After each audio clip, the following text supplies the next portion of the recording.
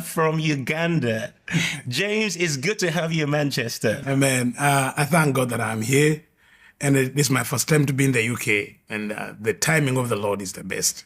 I know this is the first time also I'm recording my testimony in its fullness. Most have been sharing in different platforms, but this is the first time I'm sitting in a recording to share my life testimony. So I thank God for this opportunity. And oftentimes when I'm sharing my testimony, it's like I'm going back through those experiences. I need a grace. Sometimes the pain returns, the pain of the thing that I went through. But I thank God that now, after many years now, it's 23 years since I gave my life to Jesus Christ. Wow. And the 23 years has been amazing. Wow. I have seen the goodness of God. And also, as we start this journey, I want to tell the people that the purpose is to glorify Jesus. Not the devil, not what the devil can do or what he has done. But at the end of the day, Jesus is the winner. Yes. So that's why.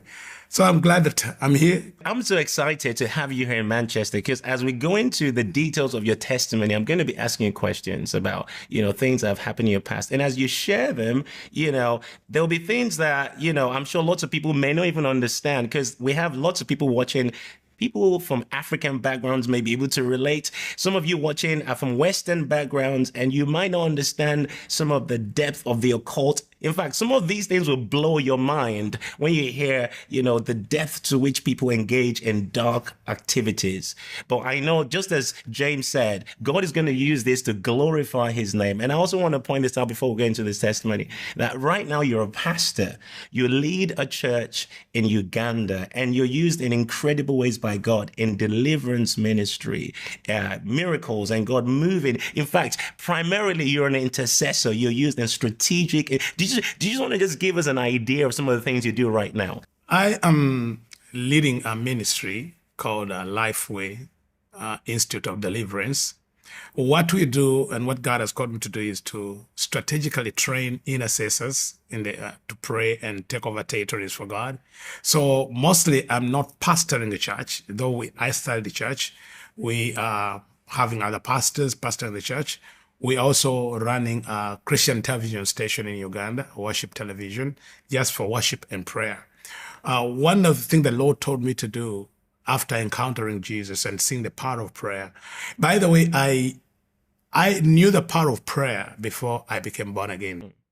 I kept encountering people praying and wondering what kind of lives are they. One example, maybe to bring it out, is I was still in the occult, and I was in the city in Kampala, and I remember I got instruction from our leaders to vacate the city and stay away 70 miles away from the city and remove all our operations because a man of God was coming in the city.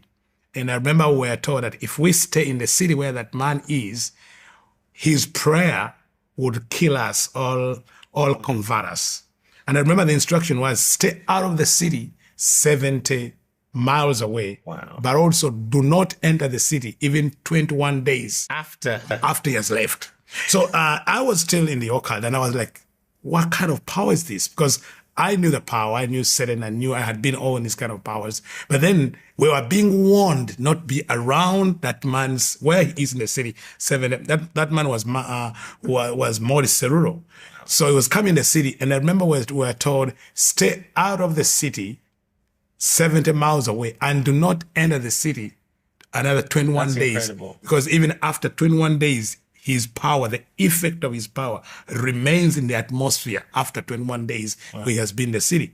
So I knew the power of prayer. So when I came to Christ, the Lord was telling me, okay, you have seen the mistakes, the errors, because one of the work I was doing before I came to Christ was fighting churches and breaking churches.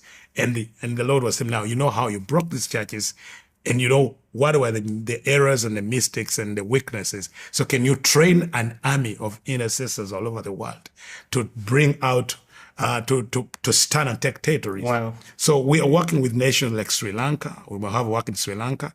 I work in Singapore. I work in Botswana. I work in Gabon. And a few places where I've been doing. You've been in Europe to a few places as well. We're having a work in Munich. We're doing a great work in Munich to raise intercessors and train young people to intercede, and then they take over the nations in prayer. So one of my calling, people call me apostle, others pastor, but my call is an intercessor. That's Amen. So I don't know if you can call me intercessor, James. I like that. I like that. So now let's go back to the beginning. What are the earliest memories you have? My memory, when I was around 3 years, I realized in my home I was living with my mom and my uncle, the brother to my mom, and no one else. And it was strange because I was wondering why other people don't come to our home. Later I realized that when I was 3 months old, my father and my sisters left the home and did not return because of the strange things that were happening in the house, in the home. Now, I don't know what happened, the strange things. I didn't see it unless when my mother told me my story. But when I was 3 years, the event that I can remember is the death of my uncle. And when I began now my initiation into witchcraft, when I was 3 years. I want us to come back to the death of your uncle, but before we come back to that, can you tell us what happened before you were born? Because this is really a critical part of understanding your journey. Give us an idea of what was going on with your mom and a marriage and her desperation to have a son that laid the foundation for you to come into this world. So I came to hear this story when I was around 12 years, to hear the story of my birth and why I was strange. Now, by the age of 12, I was already deep in the occult. I'd been made a trainer of witches when I was the age of 9. At the age of 7, I was a territorial witch in charge of a territory. I had strange powers. People older than my mother could come and bow to me. Politicians, businessmen, for powers. So I kept wondering, where did I get all these powers? Where am I strange? But my mother kept taking me to different witch doctors for help to be delivered from those powers. But several times we could go to these places to the witch doctors, and the witch doctors could chase my mother away, claiming that when she takes me to them, I steal their powers. So like even the witches, the sorcerers, the diviners, even they hated me because they were, this baby has strange powers.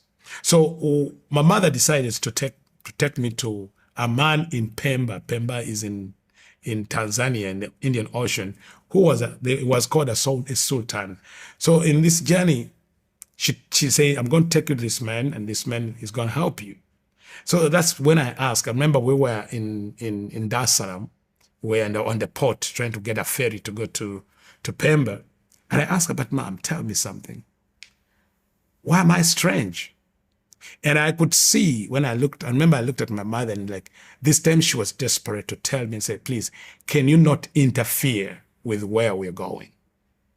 Can we, please don't interfere. So like to convince me not to interfere, my powers, the power I had as a boy, for where we're going. So she had to tell me the story of my life, how she ended up in this. So this is what she tells me. She says, when she got married the reason she married my father, because her father had died, and her father was a rich chief, and she was the only daughter, and she had a brother, my uncle then. And when her father died, she says she knew the family in Africa, most times the family would take over every property. So she needed protection. So by the grace of God, she says, at the time when her father died, and she's desperate, she's just a young lady, then my father started dating her. And my father, coming from a prominent family, a very known family and very strong, she thought this man, if he marries her, she'll get protection. So she gets into the family. Now, my father also was marrying her because he had been told he would find a young girl, marry early, and get as many children as possible. Because my father, being a son of a chief, son of like a prime minister, he was the only son. The brother had died. He had 7 sisters, the only son. So they were like, now you need to get a woman, get children, and raise a heir for the throne, like the chiefdom. So he marries for the purpose of getting a son. So when she married, my father and my mother, they married, she gave birth. The first child was a girl. The second child, also a girl. The third child, also a girl. Now, by the fourth child, the entire family, the chiefs, the tribe, they're all like, this woman is a waste. Because in my tribe, if you have only girls, they say you don't have children. Wow. So they wanted a heir. So in desperation, she tried to, she went different witch doctors in different parts of the nation. And so she went, they told her, we're going to help you conceive. Then she conceived the fifth child, who was now also a girl. She went on different witch doctors, different altars, different and also she conceived again a sixth child, also a girl.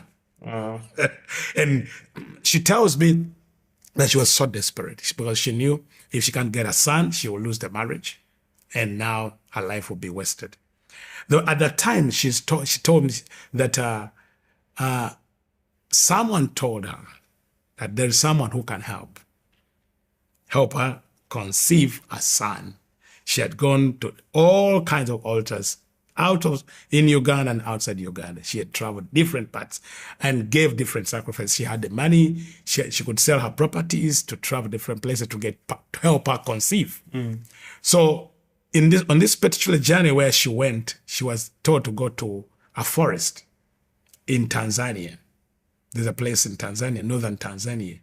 There was a place. So she went there, and she realized that when she arrived at the place, they told her she had to undress and live in the forest for 7 days, going through cleansing.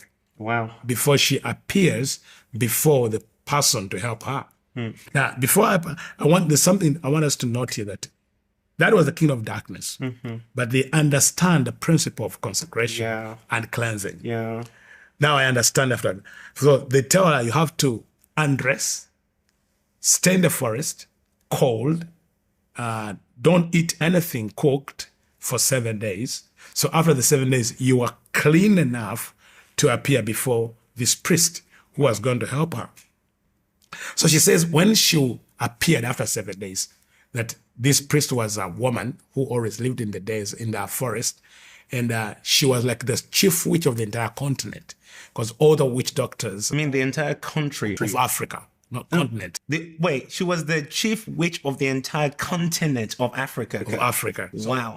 All the witches or the wizards or the sorcerers or the politicians, the leaders could go to her for powers. So she lived in the forest, that woman, that priest, and she had only one breast, like one breast in the middle of the chest. So all the people that went to her to see her often went through similar rituals. They have to stay in the forest for 7 days, naked, eating leaves and fruits for 7 days, and then after 7 days you appear before her. That was the ritual, and it was like everyone had to go through that. So there were many people there. So she said when she appeared, when she came to her, she looked at that priest looked at my mother and said, "Go away, I will not help you." So she has been in the forest for 7 days, and now she's walking away. She says this, now this is what she told me. She said, as she was going away, she looked in the sky and saw a sign, something that told her that she has a son. She doesn't know what told. So she walks back to the place where they register, and she tells them, please, I want to go and try again. Then they tell her, but also, if you try again, you have to go again through another 7 days. Wow. Now, the 7 days she went through, and then she went another 7 days, that's 14 days. Later, I'll be sharing with you, when I was sick, my deliverance, I had to go through the same cycle of being delivered, the 7 days and another 7 days, but now in the church setting. Because I want to tell people that salvation is free, but deliverance is a price. A price of consecration and being set apart. So she says that, so the second time, the next 7 days, she goes to appear. And when the priestess saw her, said, you are back. You are back. Then my mother tells me, said, okay, I'm back, but you need to help me. Then this woman looks at her and says, well, I can help you, but I can see.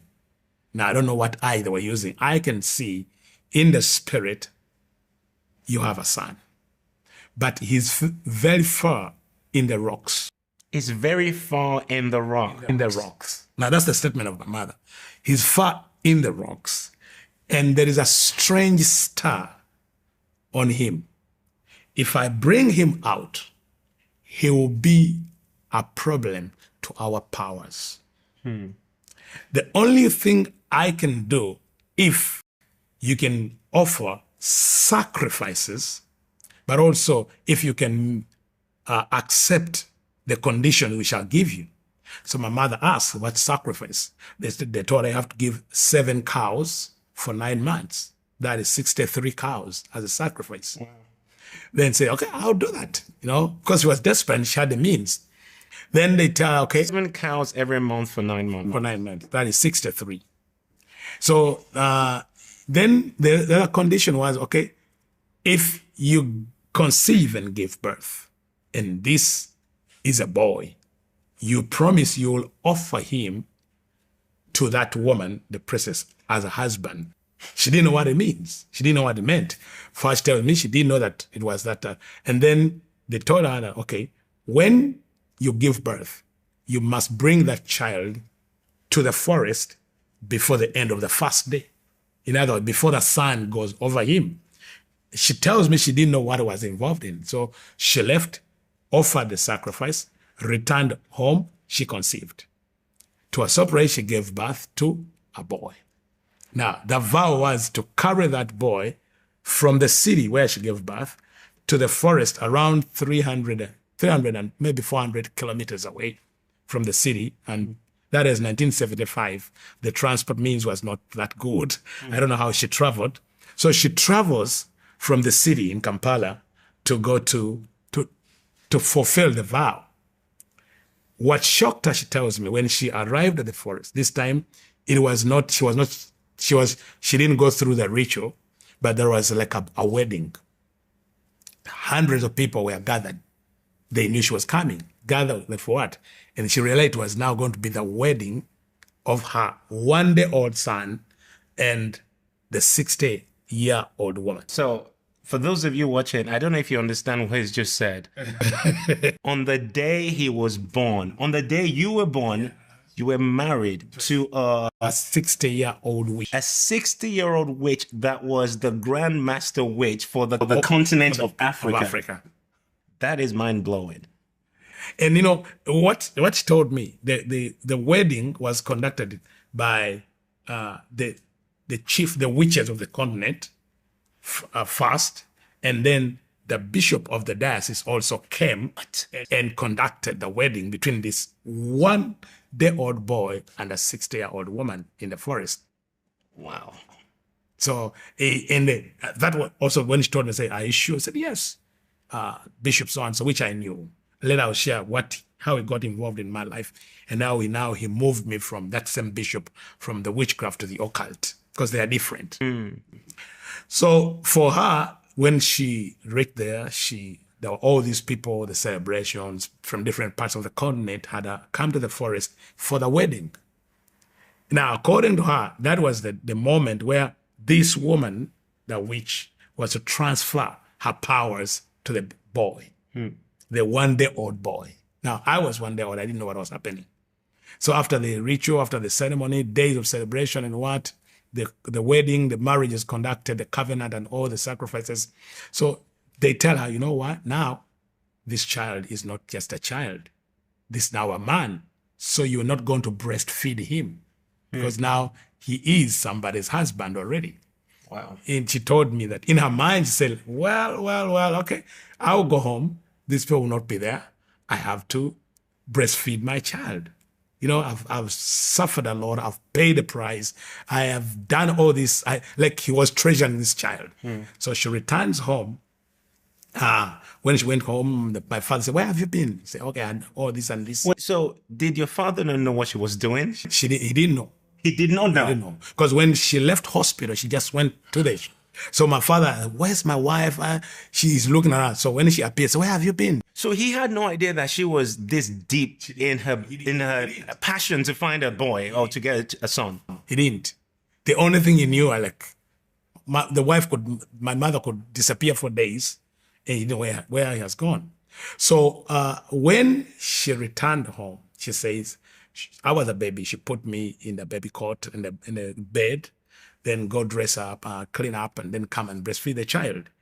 And when she returned, she found a python coiled around the baby. Yeah, python. Yeah. And she says she could not come near because of the python. So she ran out. The people of the village came around. My father came around. They could see the snake, and no one could come in.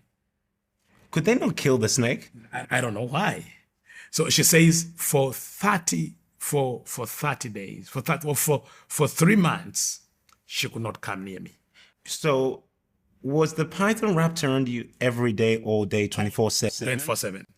So she says she didn't breastfeed me. She didn't come near me. And the whole village could come and just peep in. And then there was rumors around that this woman gave birth to a child and a snake. Now, I heard those rumors when I was growing up. It was the talk of the town in their community. You know, that child is a twin. They could say, he's a twin. He was born with a snake. But my mother says, no, she didn't give birth to a snake. The snake just came when she came back to the house. Now, I don't understand how this was done. So after 3 months, my father left. Now, he picked the 6 girls and left the home. She remained alone. And because of that, my mother got a mental breakdown. So she was not like a mad woman in the community. So she's left alone with a child, a demon child, with a brother who was living with her. Now the husband, my father, and the children left, so she's deserted. So by the time I'm three years old, the only person I know is my uncle and my mother, who has no attachment with me. Why? She's mentally disturbed. She always spend all her time alone in the bedroom. There's no way. So as a child, I didn't have any attachment with her. I didn't see my sisters. I didn't meet my father. The only person now I know is my uncle, the young brother to my mother, who was also, I don't know what happened, he was also addicted to alcohol. So he could drink and what. Now, so he tells me, I remember as the other 3, when he was drinking his alcohol, he could give me, because that's the only thing he had. My mother did not breastfeed me. The husband had left, deserted her.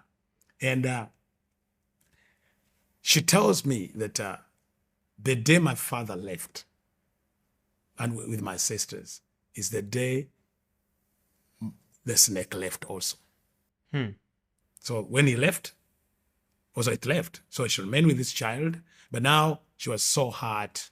She was so heartbroken. And then she got into a mental breakdown because of the husband leaving her. She's alone.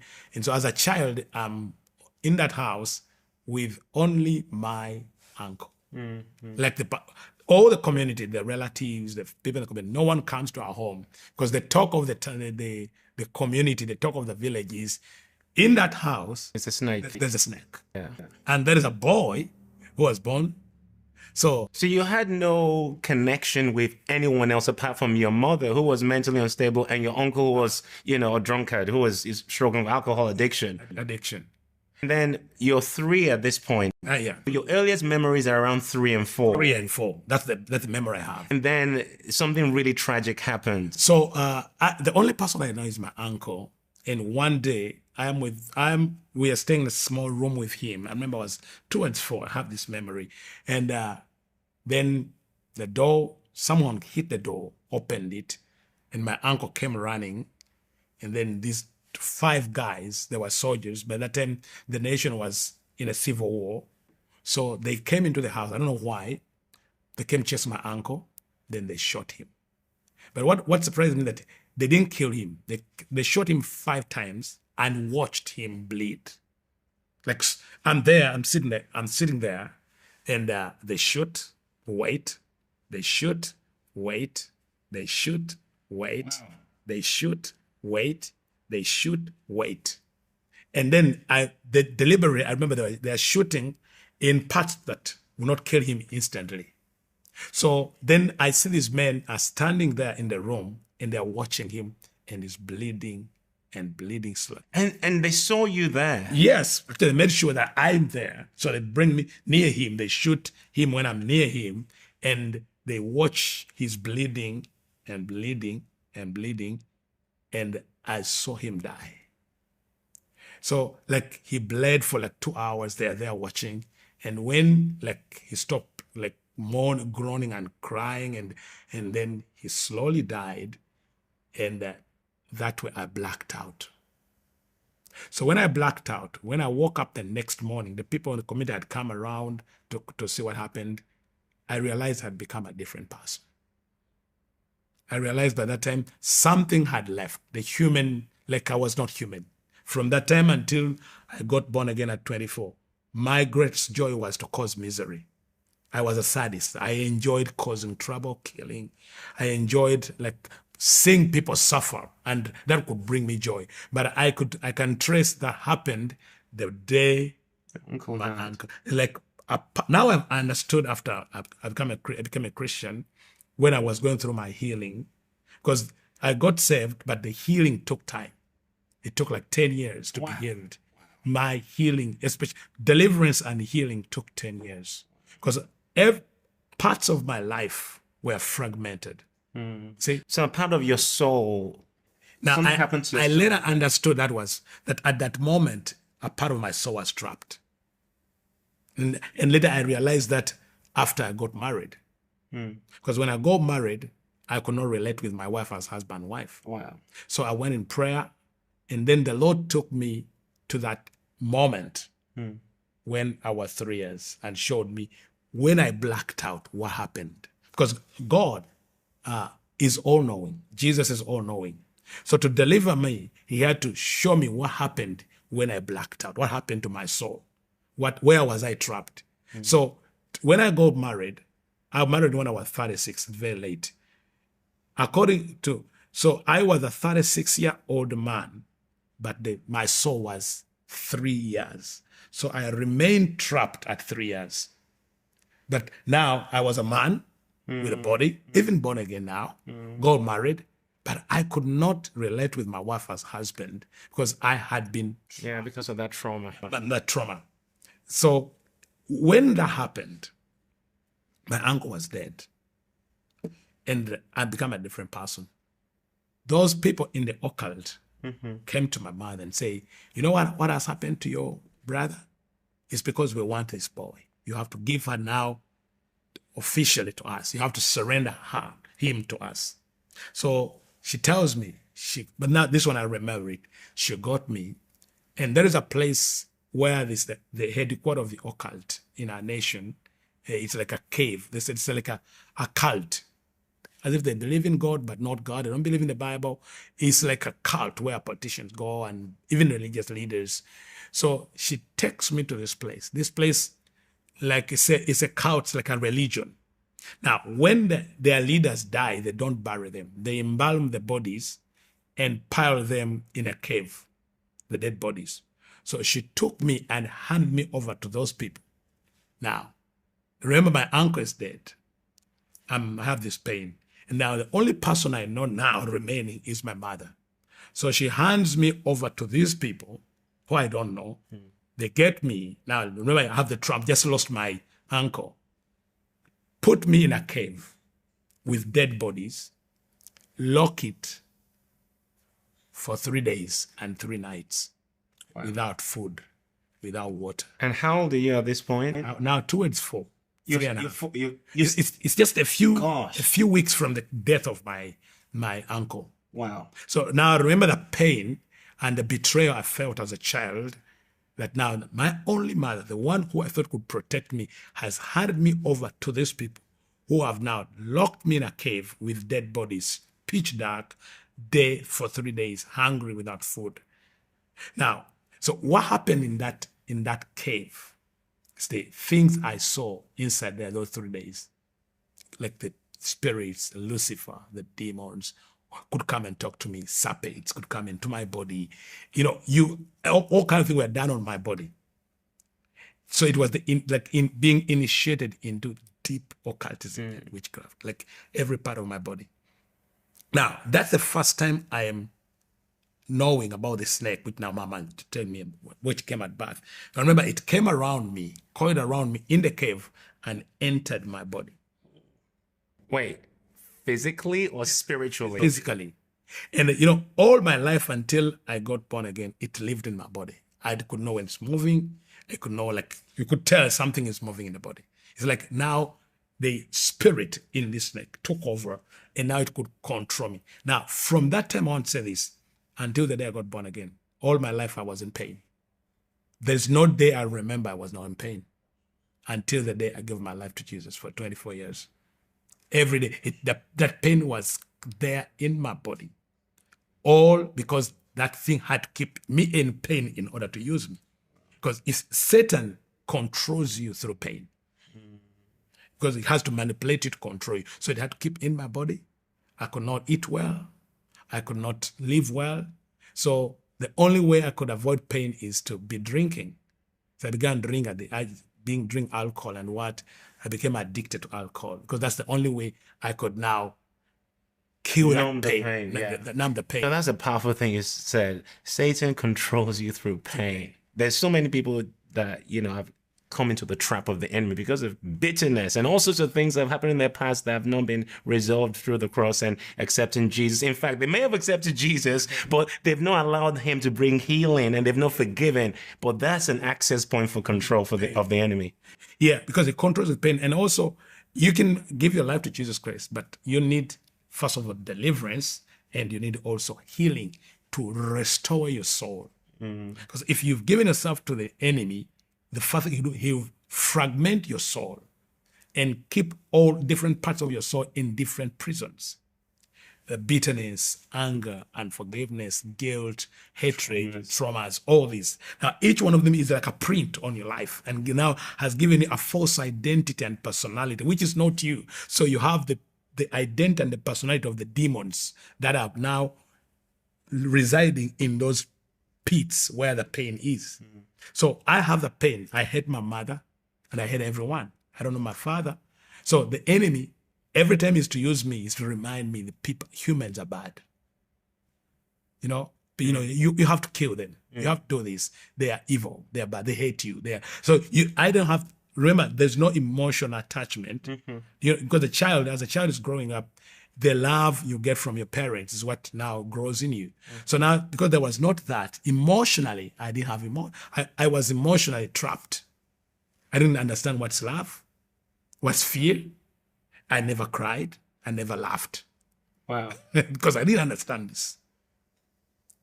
You see? So now you go through this deep ritual. 3 days is completed. You come out. And what happens? People are worshiping you. When I come out, what surprised me, hundreds of people are waiting for me. So they come out and they're worshiping. Like I'm like a god. They're bowing and worshiping. And you're 4 years old. I'm 4 years old. Wow. So I said, what's going on? Now my mother has no access to me, has no authority over me. Because now, that's when I know. Now I have been initiated and ordained as a witch. So from that time, there's a part of me that's human. I want to be a child. But then the people treat me like a power. You want to play, but no one comes next to you. First of all, no parent would allow their child to come near you. You see? Two, you were busy. People could come every day and night for help to get powers, to get what. Then some of them are as old. One of the things that I so painful, even I remember right now and read it. It had a lot of the people as older than my mother could come and they have to undress to be naked before me, women, and then you have to give them powers. Now, if a 4-year-old you're exposed to such, that affects your life, and even today, it affected my life until Jesus healed me. You're seeing naked women and naked men. You are a 4-year-old, a 5-year-old. That affects you, the way you look at people, the way you think, the way. So what Satan does is to abuse, you see, when people abuse children, people think it's just lust. Sometimes it's initiation.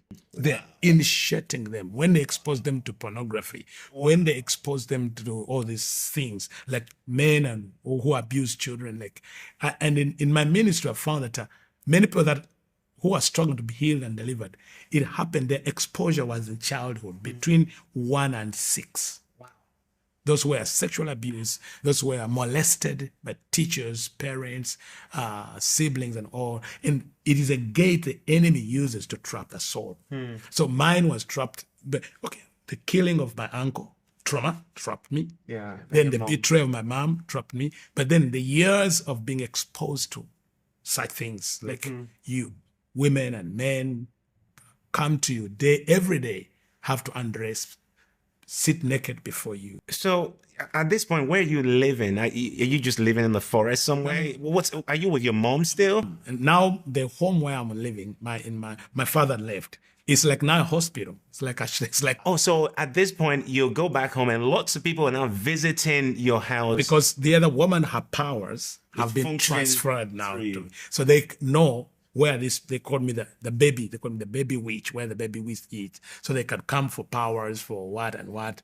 And I will say this, sometimes I fear to say, but I will say, even some people in church circles could come to pastors and bishops. Some of them could come to me for powers in their so-called ministries. And so when I got born again, the Lord, actually the Lord led me to most of them who are still alive and could say, you remember what you are doing, and you need to confess it, to repent and turn away. And many could say, I have the name, the big congregation. I can't. People will run away from me. And I tell you, I'm going to expose you. But the Lord told me now, expose them will not help. You said you told them you were going to expose them. I'm going to expose them. But the Lord told me exposing them will not help. What will help is them to repent.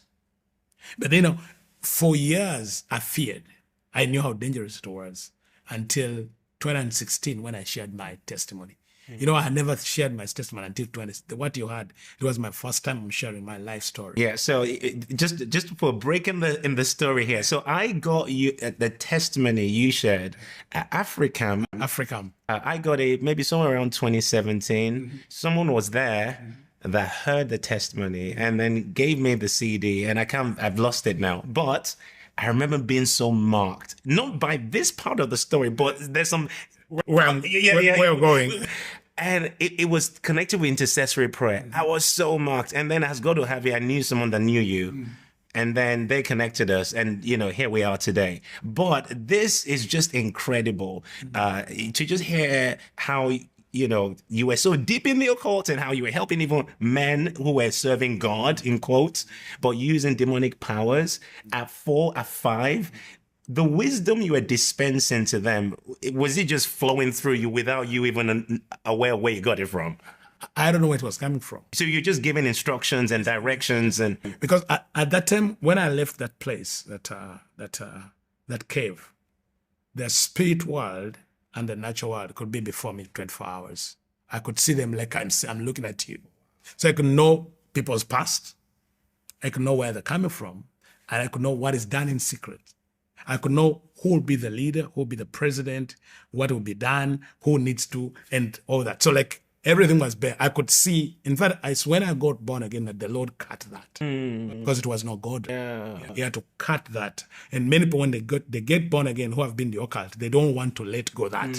So they confess Jesus, but still hold on to those powers. Because the powers, they have their advantages and what they think advantages. So the Lord had to lead me into years of deliverance to cut off that. Now we're gonna touch the deliverance at some point, because that's a huge thing. Because many Christians don't believe deliverance is something that you need to have as a Christian. We'll deal with that later. So at this point, you're 6, you're 7, you're 8. So I am 6, I am 4. Now I'm doing that. When I'm 7, I am made a territorial witch. Explain to us what that means. In the occult, the king of darkness, it's about territories, as the church should have been. Now, each one has a territory. And in that territory, you have maybe 5,000 or 7,000 witches in a certain territory. who are submitting to your powers and to your altars. So you are like in charge of our territory. So I was in charge of southern Uganda and northern Tanzania. So like that was a region which is called the Kagera Katonga region. Kagera is a river. So they divide the nations by rivers or by mountains. So say from this river to this river is your territory. So I'm made in charge of that territory when I'm 7, the youngest. 7. When I was 7. And did you say you were in charge of 5,000 witches? Over 7. Over 7,000 witches. Over 7,000. And I was made that as a 7 years, when I was 7 years. So, and, when you are made territorial, leader in the territory, your first assignment is to destroy the one you're taking over from. Wow. So you have to destroy and kill all his priests and his witches, destroy everything, even him, for you to do that. So was that like your first act of murder, so to speak? Yes, the first assignment, because the kingdom of darkness is about destroying. The devil came to kill, destroy, and rob. So you destroy others for you to reign. So the one who is in charge knows if another one is coming, they're coming to fight and kill. So there's that destroying. So I take over the territories and they say this, I remember they would say, this boy is wicked. Others, like they had that human side of them, like pity and love, though they were in witchcraft. But now me, who didn't have any emotion, like raised without emotion, raised without a family, raised in bitterness, raised in anger, in rage, in all kind of hatred. So I could not feel anything like pity, like mercy and what. So when you killed them, you did it by spiritual means, obviously, yes. attacking them in dreams, sicknesses, all sort of things, and they knew they were in a battle with you, with me, because now they know another prince is rising, has to destroy the others. So they attack, you attack, and then if you are able to dislodge them, let them when they die, then you take over the territory. So I took that territory for only 2 years. After 2 years, I had finished my assignment, and then I am made to be a trainer of other witches, or whoever wants to be trained. Trained in anything, in occult, in occultism, in astral projections, in what. So by this time you're 9. I'm 9. So I'm now beginning to be a trainer. As I said that.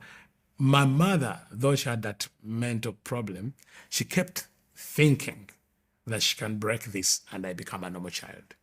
By the way, I'm also going to school at the same time. You were schooling? Yes. Well, how are you relating to all the other children? Because you said earlier that no one wanted to play with you. Yes, but my mother took me to school. And I remember most of my teachers in the earlier years, I could be in school like 3 or 4 times in a term. But surprisingly, all my school up to university, I was always the best. But I was not attending classes. I could not attend classes, but I knew like I could go and write my exams and be the best without attending classes. Wow. And I can't tell how. So I could, as a child, there's a part of me always that longed to be a child. Even when I grew up and I became born again, I find so attached to children than there's like a baby in me still longing to be a child, because I missed that as a child. I missed that as a baby. I didn't have that love. So it's like there's a part of me, a part of my life that was skipped. And it's not only me. I believe I've found many people in my ministry of deliverance that their childhood was robbed out. Their childhood was robbed from them. Yes. Yeah. And I know some people watching right now, that may be one of the issues you're dealing with, that your child, a part of you was trapped as a child. There are many that by rape, by abuse, by trauma, exposure to witchcraft, death, accidents, and all this. And when your child is taken away robbed from you, you may find it hard to function in an adulthood unless the Lord can trace back the moment of the trauma, the moment of the abuse, and move and carry you through to bring to a place of healing. Now, for me, my childhood had taken away. Though, as I was growing up, I want to relate with people. I wanted to be, there's a part of me that longed, I could look at children and want to be like them. But then, if I relate with them, then the powers in me could maybe destroy them. And wait, were these powers out of your control? Yes, they're out of my control. Really? Yeah. So I didn't have... You show up and things just happen. And just happen. Give us examples like, because in part of in your book you were saying something about you looked at someone and they fell over and they And said, died. I can look at a child like in school and I feel like the child just falls down and collapses and faints. Or I look at a teacher. I remember one time I was in like early years, like after like kindergarten. I looked at the teacher. Maybe she shouted at me and she became blind. what? Did she know that that was you that did that to her? Yes, because I think she tried to find out and say, "You can." So she came to me and said, "Can you help me get back my sight?" And did you? I said, "Okay, you will." Then the next day she was seeing. And so she told everyone in the school. Then they feared to send me out of the school because they didn't know what will happen to the school.